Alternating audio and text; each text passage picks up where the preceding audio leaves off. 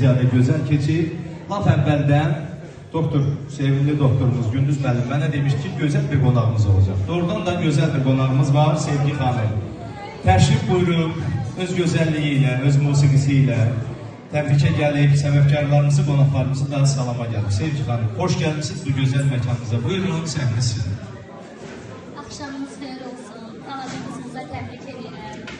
Anamın sağ olsun hər zaman, gələn qonaqlara da salamlayıram.